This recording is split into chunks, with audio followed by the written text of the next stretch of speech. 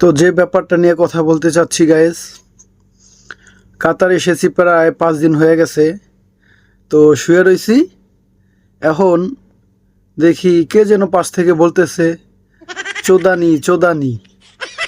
এখন আমি চিন্তা ভাবনা করতেছি, কাতারে আসলাম, কাতারির আবার আমাদের দেশের ভাষায় গালি দেয় কিনা, এ তো আমার বুঝে আসে না। তো আবার মনে মনে ভাবতেছি, আমি কি স্বপ্ন দেখতেছি নাকি? মনে হইতাছে পাশের বাড়ি কার জানি গরু কার ধান খাইছে, এই জন্য মনে বকাবকি করতেছে সোদানি সোদানি কইয়া। তো যাই হোক, চিল্লা চিল্লিয়ে ঘুমটা ভেঙে গেল। হঠাৎ উঠলাম, উঠে দেখলাম যে আসলেই তো আমি কাতারে আছি, আমি তো বাংলাদেশে না। তাহলে এই বকাটা দিল কে? তার মানে কাতারিরা আমাকে বাংলা ভাষায় বকাও দিত জানে। তো যাই হোক, তো তখন সে আবার বলল সুদানি।